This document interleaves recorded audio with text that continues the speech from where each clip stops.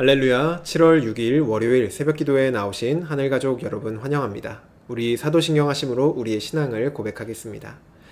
전능하사 천지를 만드신 하나님 아버지를 내가 믿사오며 그 외아들 우리 주 예수 그리스도를 믿사오니 이는 성령으로 잉태하사 동정녀 마리아에게 나시고 본디오 빌라도에게 고난을 받으사 십자가에 못 박혀 죽으시고 장사한 지 사흘 만에 죽은 자 가운데서 다시 살아나시며 하늘에 오르사 전능하신 하나님 우편에 앉아 계시다가 저리로서 산자와 죽은 자를 심판하러 오시리라. 성령을 믿사오며 거룩한 공회와 성도가 서로 교통하는 것과 죄를 사하여 주시는 것과 몸이 다시 사는 것과 영원히 사는 것을 믿사옵나이다. 아멘. 우리 찬송가 284장 오랫동안 모든 죄 가운데 빠져 함께 찬양드리겠습니다. 찬송가 284장 오랫동안 모든 죄 가운데 빠져 함께 찬양드리겠습니다. 오랫동안 모든 죄 가운데 빠져 더럽기가 한량 없던 우리들 아무 공로 없이 구원함을 얻어 하나님의 자녀 지금 되었네. 주의 그 사랑 한량 없도다. 찬송할지어다 예수의 공로. 주의 그 사랑 한량 없도다. 찬송할지어다 예수의 공로.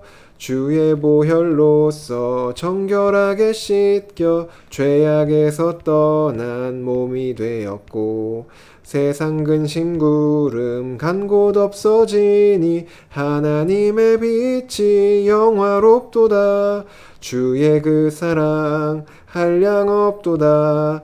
찬송할지어다 예수의 공로.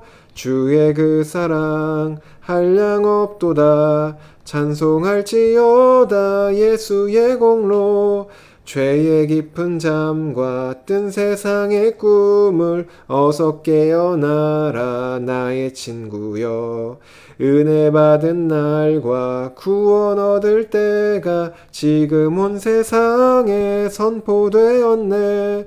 주의 그 사랑 한량 없도다. 찬송할지어다 예수의 공로. 주의 그 사랑 한량 없도다. 찬송할지어다 예수의 공로. 아멘. 오늘 우리에게 주신 하나님 말씀 구약성경 시편 6편입니다. 시편 6편 1절부터 10절까지 말씀입니다. 시편 6편 1절부터 10절까지 오늘 우리에게 주신 하나님 말씀 함께 합독하도록 하겠습니다. 1절입니다. 여호와여 주의 분노로 나를 책망하지 마시오며 주의 진노로 나를 징계하지 마시옵소서. 여호와여 내가 수척하였사오니 내게 은혜를 베푸소서. 여호와여 나의 뼈가 떨리오니 나를 고치소서. 나의 영혼도 매우 떨리나이다. 여호와여 어느 때까지니이까. 여호와여 돌아와 나의 영혼을 건지시며 주의 사랑으로 나를 구원하소서. 사망 중에서는 주를 기억하는 일이 없사오니 스올에서 주께 감사할 자 누구리이까. 내가 탄식함으로 피곤하여 밤마다 눈물로 내 침상을 띄우며 내 요를 적시나이다. 내 눈이 근심으로 말미암아 쇠하며 내 모든 대적으로 말미암아 어두워졌나이다. 악을 행하는 너희는 다 나를 떠나라. 여호와께서 내 울음소리를 들으셨도다. 여호와께서 내 간구를 들으셨으며 여호와께서 내 기도를 받으시리로다.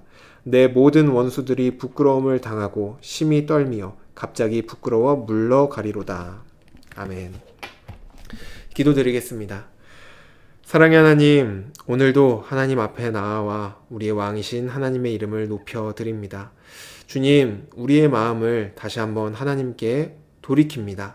우리가 이 세상에 마음을 빼앗기고 또 시선을 빼앗겼던 그 모든 것으로부터 참되신 왕이시자 또 참된 우리의 주인이신 하나님께로 우리의 마음과 시선을 다시 돌이키며 주님께만 나아가오니 주여 우리를 받아 주시옵소서.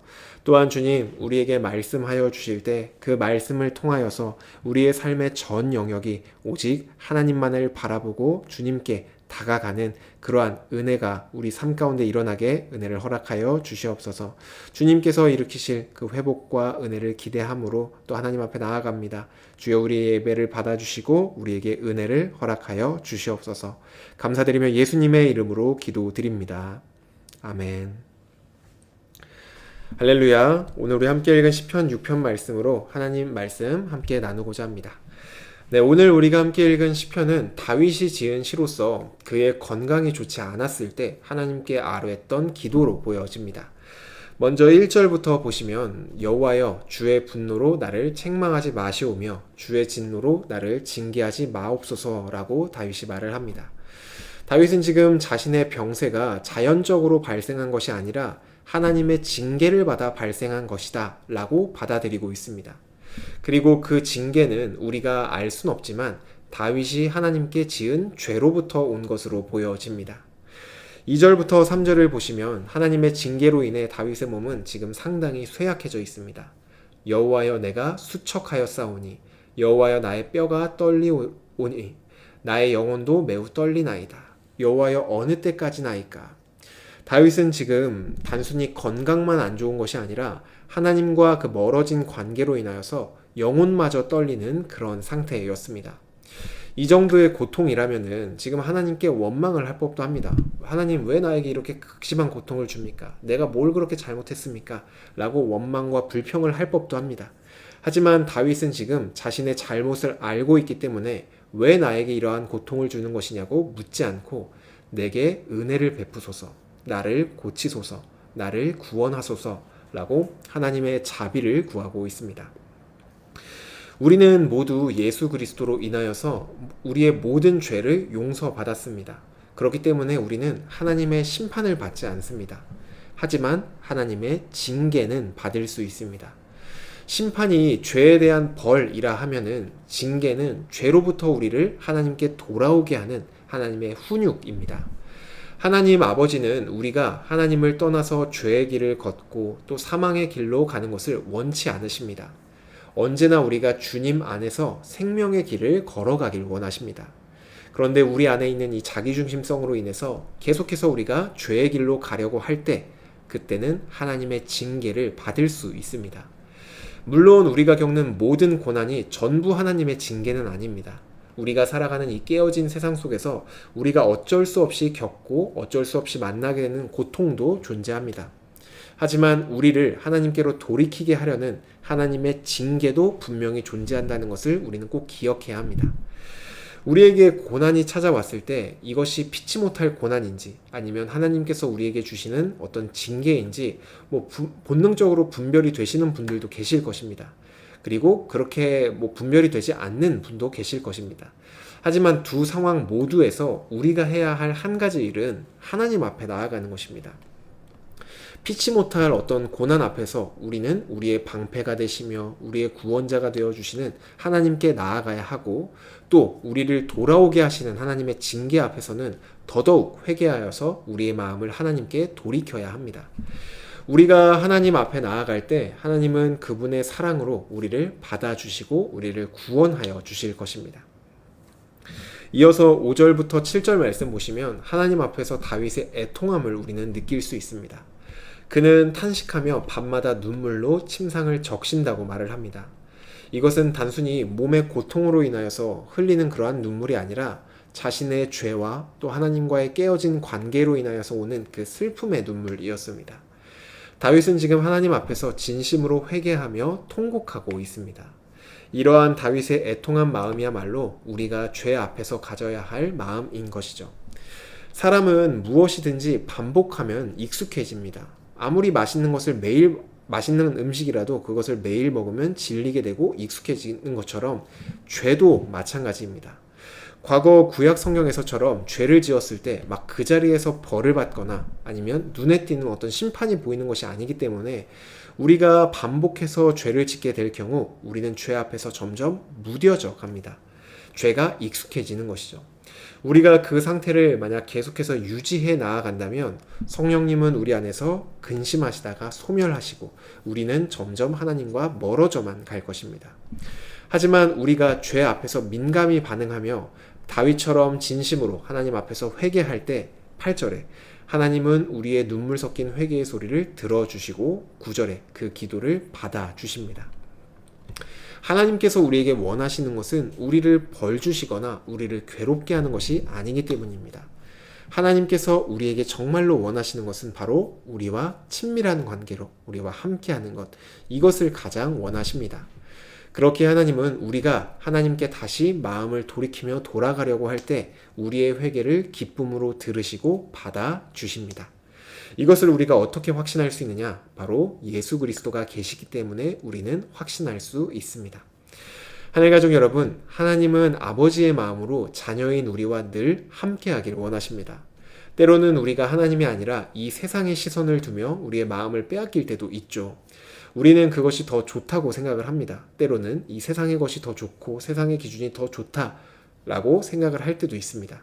하지만 실상은 그 길이 죄와 사망의 길이기 때문에 하나님은 우리가 그 길에서 나와 구원의 길, 생명의 길로 돌아오기를 원하십니다. 그래서 때로는 우리가 정말로 돌아오지 않을 때, 하나님께 돌이키지 않으려고 할 때 하나님은 사랑의 매를 들기도 하십니다. 내 안에 다가오는 모든 그 고난이 하나님의 징계는 분명히 아닙니다. 우린 이것을 꼭 기억해야 합니다. 어떤 문제가 생겼을 때 이거 하나님이 지금 나를 징계하시는구나, 이렇게 생각하실 필요가 없습니다. 욥이 겪은 고난도 하나님의 징계가 아니었던 것처럼 말입니다. 하지만 내가 어떤 이 문제 앞에서 하나님 앞에 징계로 느껴지고 하나님께 다시 돌아가야 할 필요성을 느낀다면은 그때는 머뭇거리지 마시고 우리의 회개를 들으시고 우리를 받아주시는 하나님께 곧장 나아가시기를 바랍니다. 하나님과 함께하는 것, 그것이야말로 우리가 누릴 수 있는 가장 큰 복입니다. 오늘 이 말씀 앞에서 우리의 삶을 다시 한번 점검해 보시고 하나님께 이렇게 기도드리시면 좋겠습니다. 하나님, 혹시 제 삶에서 하나님이 원치 않는 영역이 있다면 제가 깨닫게 하여 주시고 그 삶에서 돌이켜 하나님께 나아가게 하여 주시옵소서. 하나님, 나를 불쌍히 여기시고 나를 고쳐 주시옵소서.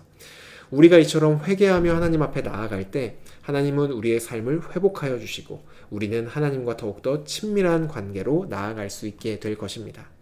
저와 여러분 모두가 매일 우리의 삶을 하나님께로 돌이키며 날마다 하나님과 동행하는 그 믿음의 공동체, 믿음의 삶을 살아가는 은혜의 공동체가 되기를 주님의 이름으로 축복합니다.